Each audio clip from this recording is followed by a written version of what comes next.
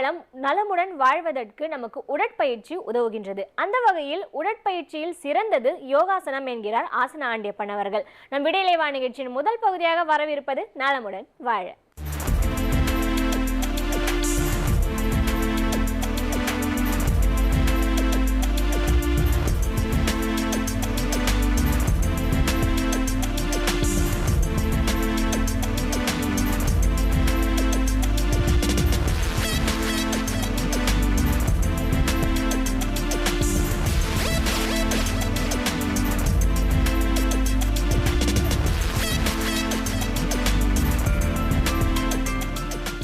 என் அருமை உலகத்தமிழ் மக்களே, தாய்மார்களே, பெரியோர்களே, சிறார்களே, என் அருமை சீடர்களே, உங்கள் அனைவருக்கும் என் இனிய காலை வணக்கம். கலைஞர் தொலைக்காட்சி நிகழ்ச்சியில் நலமுடன் வாழ என்னும் பிரிவில் யோகாசனத்திற்கு அதிகாலை வேளையில் அதிக முக்கியத்துவம் கொடுக்கப்பட்டிருப்பதை நீங்கள் அறிவீர்கள். ஏன் அதிகாலையில் செய்ய வேண்டும் என்பதற்கெல்லாம் நான் பலமுறை விளக்கம் கூறியாகிவிட்டது. ஆனால் ஆசனம் பழகினால் உங்களுக்கு எல்லா விதமான நன்மைகளும் நிச்சயமாக கிடைக்கும் என்பதை நீங்கள் தெரிந்து கொள்ள வேண்டும்.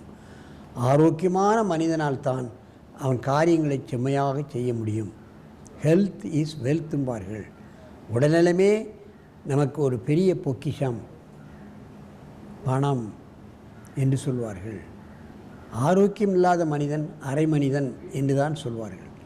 அந்த நிலையில் இன்றைக்கு நாராயணகுரு சேவாசிரமத்திலிருந்து யோகராஜ் என்ற யோகாசன ஆசிரியரால் பயிற்றுவிக்கப்பட்ட மாணவிகள் 5 பேர் இங்கே வந்திருக்கிறார்கள். ஒரு பையன் வந்திருக்கிறான். ஏகபாத மாச்சரியத்தை ஆசனத்தை செய்ய போகிறான். இதில் முக்கியமாக கவனிக்க வேண்டியது, 5வது படிக்கக்கூடிய அந்த மாணவன் ஜுவனைல் டயபெட்டிக், இளம் வயதிலேயே அவனுக்கு நீரிழிவு வந்துவிட்டது. 480 யூனிட் அவனுக்கு வந்துவிட்டது. இளம் குழந்தைகளுக்கு டயபெட்டிக் வந்துவிட்டால் காலமெல்லாம் ஊசிதான். அதை காலையிலும் மத்தியானமும் ஒரு யூனிட் சொல்லிடுவாங்க, அவனே குத்தி கொள்ள வேண்டும். இதுக்கு போய் ஒவ்வொரு தடவை நர்ஸை பார்க்க முடியுமா, டாக்டரை அந்த முறையில் அவனை பழக்கி பார்த்தேன்னா அவன் தொடையெல்லாம் குத்தி குத்தி குத்தி குத்தி சிவப்பாக இருக்கும், பாவமாக இருக்கும். இந்த வயசுலேயே டயட் கண்ட்ரோல் போட முடியுமா? எத்தனை பிள்ளைகள் பிஸ்கட் திங்கும், சாக்லேட் திங்கும், லட்டு திங்கும், பூந்தி திங்கும் பார்த்துக்கிட்டே இருப்பான். மன பிரம்ம வந்துடும். அவன் ஆசனம் போட்டு இப்போ 250க்கு வந்துடுச்சு. இன்னும் குறைஞ்சிரும், நிச்சயமாக குறையும். அவன் பண்ணிக்கிட்டு இருக்காங்க. அதைத்தான் நாம் கவனிக்க வேண்டும். அலோபதியில் ஜுவனைல் டயபெட்டிக் நீக்க முடியாது என்றே சொல்லி ஊசியை கொடுத்து விடுவார்கள். யோகாசனத்தில் தீர்க்க முடியாத வியாதிகளே கிடையாது. கேன்சர், டியூமர், HIV, எந்த வியாதியும் குணப்படுத்தலாம். ஏனென்றால் அந்த காலத்தில் 10,000 ஆண்டுகள் 5,000 ஆண்டுகள் வாழ்ந்திருக்கிறார்கள். நோயாய்ப்பட்டால் எப்படி அவர்கள் முனிவர்கள் வாழ்ந்திருக்க முடியும்? எப்படி மருத்துவ நூல்கள் எழுதியிருக்க முடியும்?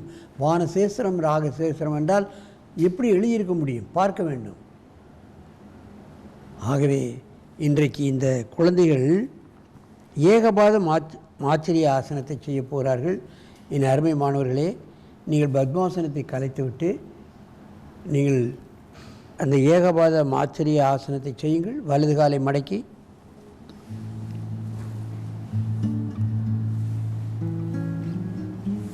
முதலில் வலது காலை மடக்குங்கள்.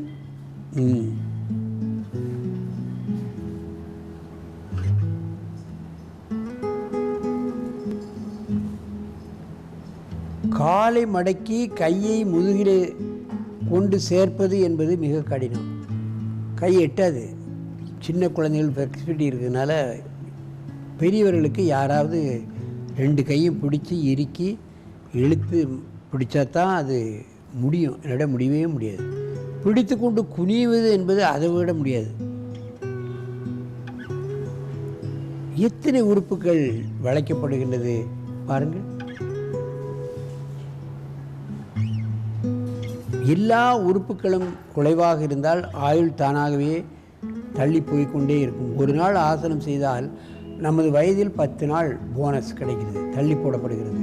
யோக இலக்கியங்கள் கூறுகிறது. மெதுவாக இந்த ஆசனத்தை கலையுங்கள். இப்பொழுது இடது காலை மடக்கி செய்யுங்கள்.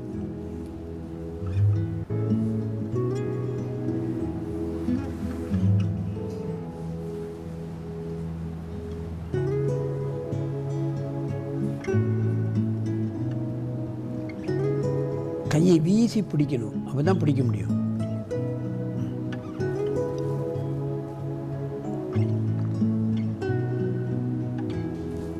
இவ்வளவு நேரம் வேண்டுமானால் இருக்கிறது பாருங்கள், அதைத்தான் கவனிக்கணும். கஷ்டமான ஆசன நிலையில் நிறைய நேரம் அவங்க இருக்கிறான்னா சாதனை செய்திருக்கிறார்கள், அதைத்தான் கவனிக்க வேண்டும். மெதுவாக இந்த ஆசனத்தை கலையுங்கள். நன்றாக மூச்சை இழுத்துக் கொள்ளுங்கள். இப்பொழுது இந்த ஆசனத்தை என் பக்கமாக திரும்பி பின்பக்கமாக செய்ய வேண்டும். என் பக்கமாக திரும்புங்கள்.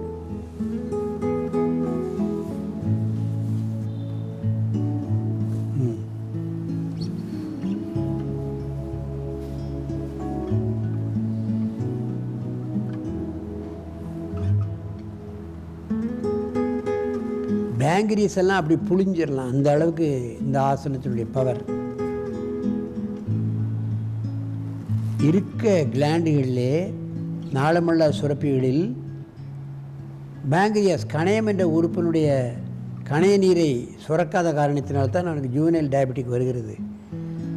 அது சுரக்க ஆரம்பிச்சிட்டுனா நின்றுடும். இந்த ஆசனத்தின் மூலமாக நின்று போன அந்த கணையத்தை திரும்பவும் வேலை செய்ய வைத்து விடலாம்.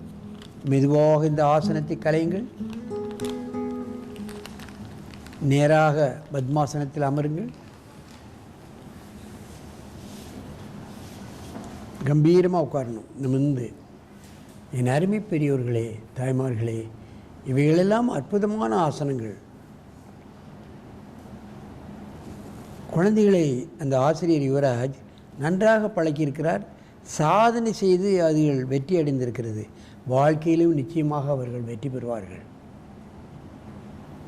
ஆகவே இதுபோன்ற ஆசனங்களை சிறு வயது முதல் எல்லோரும் எந்த வயதிலும் பழகி தங்கள் உடலையும் உள்ளத்தையும் ஆரோக்கியமாக வைத்துக்கொண்டு இனிது நெடிது வாழ வேண்டும் என்று கேட்டு உங்களிடமிருந்து விடைபெறுவது ஆசனம் ஆண்டியப்பன். வணக்கம்.